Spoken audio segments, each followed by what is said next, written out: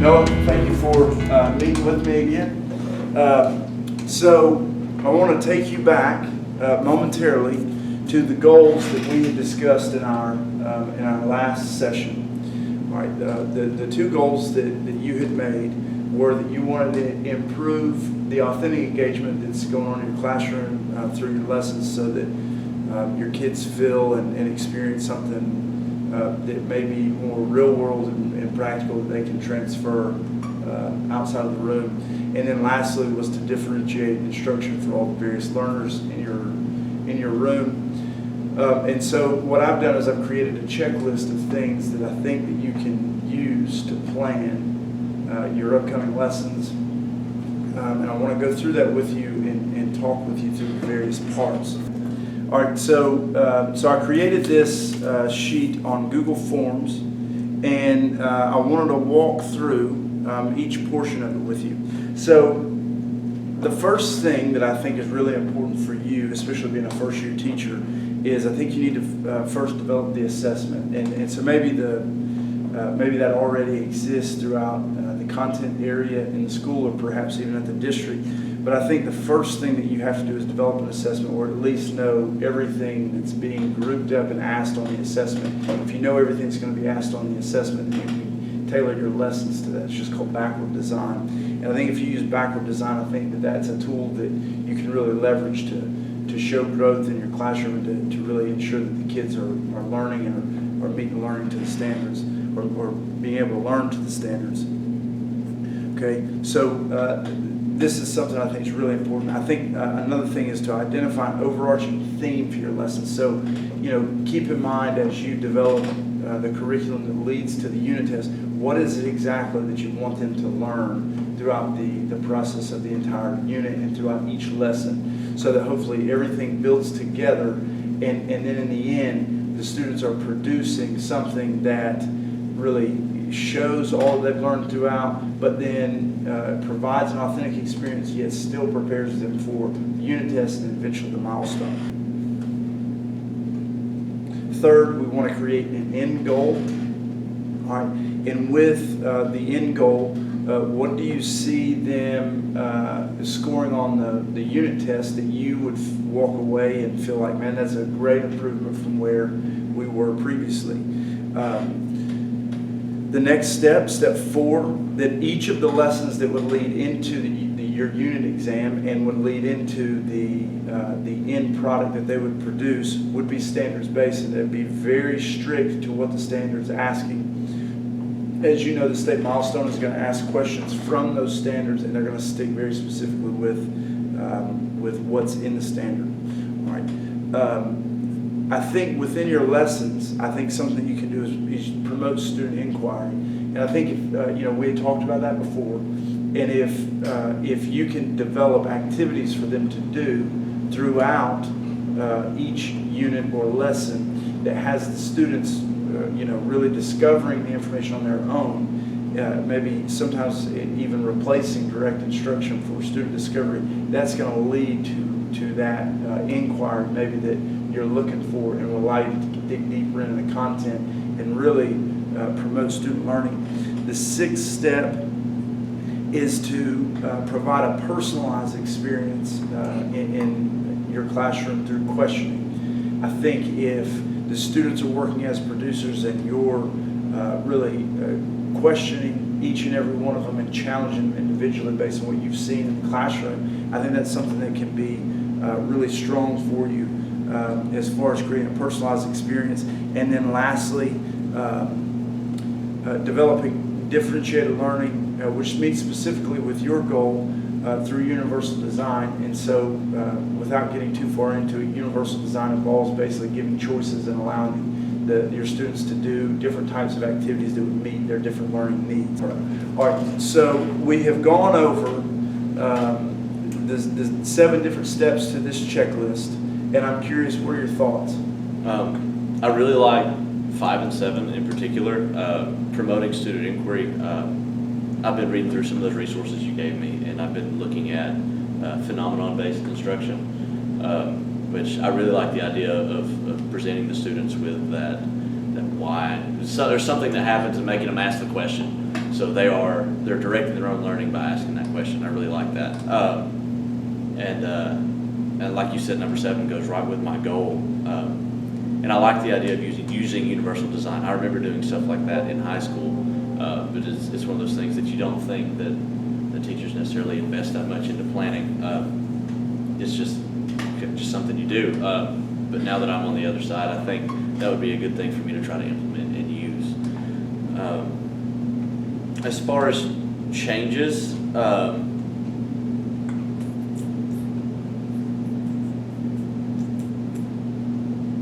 Could be anything that you'd like added into,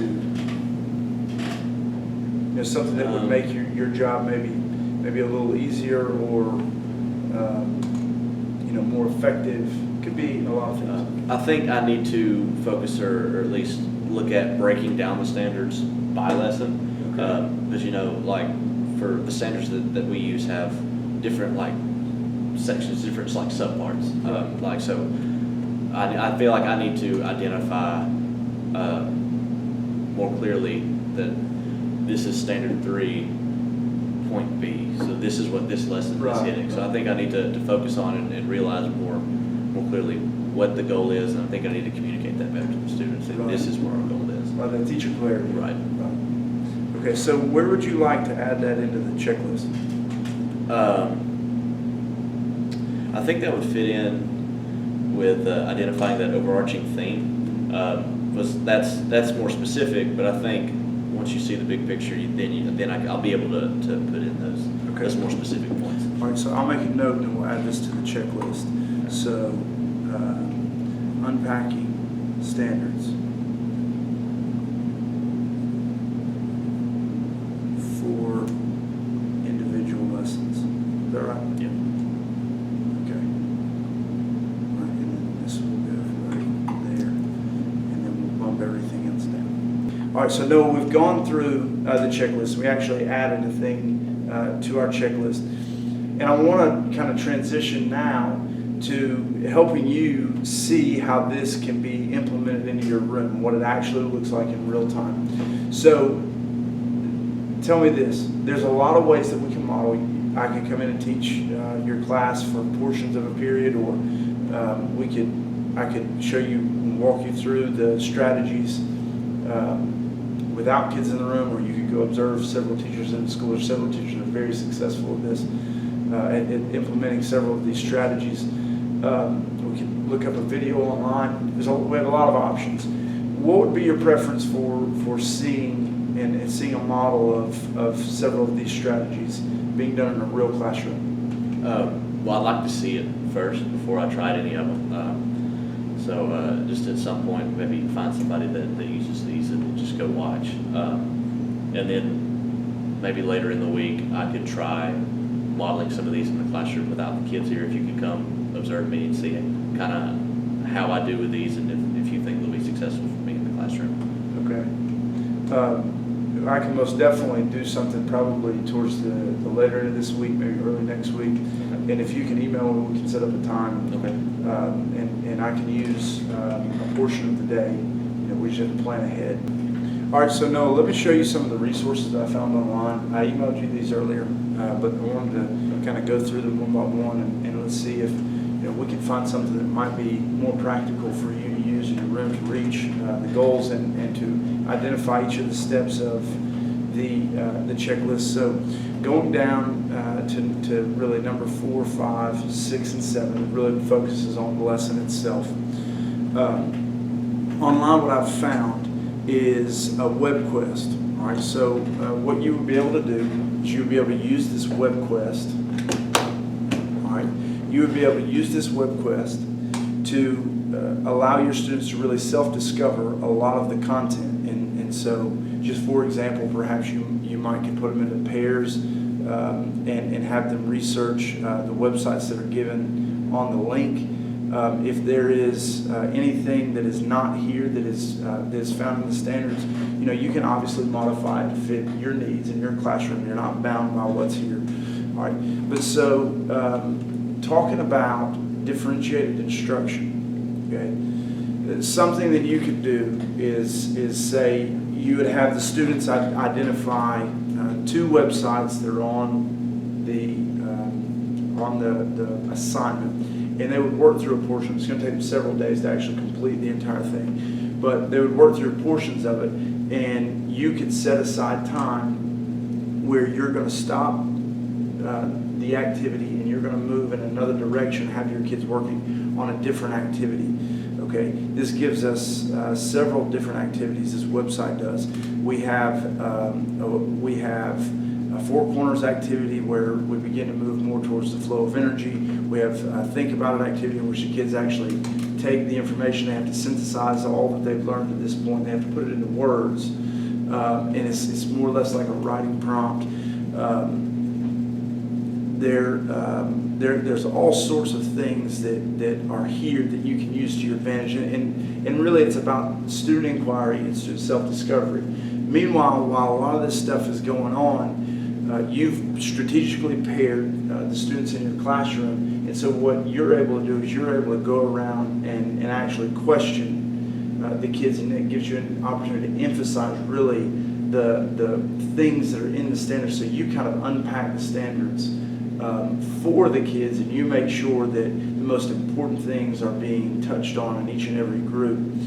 And I think if you're able to really set aside time where they'll work on one part of an activity, and then when that time's up, you're transitioning over into another activity, and everything's planned out and structured. What I think you would see is more time on task and then more engagement, because they're constantly having to play catch up to a degree. And what they'll do is they'll adjust more into the time frames that you're giving them, and they'll learn to work at a faster pace. But also, really the critical skill that they'll be learning is the ability to question everything that are going on, or everything that they're going through in your class, and eventually their independent learning should increase, and you will be able to dig deeper into the content, and this can help you in numerous ways really create greater effectiveness around your teaching. And I'm curious to hear your thoughts on what this looks like, or what this could potentially look like in your room. I think I could definitely use a lot of these, especially with them being tailorable to what I'm looking for. I think that the fact that I can change things up and make them align more with the broken down standards, I think that's definitely applicable. And I like the different options. I think, like I was talking about earlier, I think that's something that I need to try. And something like this would give them several options that they could work with, Right. but all of them would accomplish the same goal. Right. So that's absolutely something I could use. Right. And so another strategy that perhaps you could use if you wanted to get away from the information that's on the websites that are given to you, you can create your own website. You can use Weebly, education.weebly.com, and you can create your own web page, and you can put all the information in there so that they have one place that they're getting all the information from, and then you are the actual controller of all that information. There's a lot of things that you can do. That you can do is you can have the kids make a comic strip. Well, going along with that, if not everybody, talking about universal design, if not everybody in the room wants to create a comic strip, perhaps you have an option where they can create a PowerPoint presentation. They have to present it in front of the class. And you would obviously need to create a rubric for that, but that gives them options, and they're not locked into just one activity. Then they have, in their mind, they have freedom to make decisions in the room. And I think when you empower their learning in that degree, it really is going to create greater senses of engagement. It's going to create greater productivity, greater time on task, so on and so forth. There's other things that you can do there. You can use Adobe Spark, and I can show you and further get you into Adobe Spark, where they create instructional videos or anything really of that sort. But you give them options to where they're not all locked into the same thing. But at the end product would summarize everything that they've learned throughout each individual lesson. And essentially what we're talking about is project-based learning. So they're discovering the information on their own, really, not really at their own pace, but more or less at your pace. And you're kind of the controller of the variables there to a degree, but they have a lot of input and empowerment into their learning. At the same time, tell me this, when would be a great time to really begin to implement these sorts of strategies? I think we're coming up on the end of this unit, and I think as we start this next one, I think I could try to use some of these as I go into the next unit. So I should be able to use them relatively soon, maybe the middle of next week. Okay, so then why don't we do this? You can model it yourself, and I would observe, and I can provide some feedback for you on ways that we can make the lesson better, and then we can really look at being able to fit it more into your lessons and the things you'd like to do in your classroom with the content. Okay. Does that sound good? Sounds great. Okay, well, listen, I really appreciate your time, and I'm really excited about seeing what's going on in your room moving forward. Appreciate it.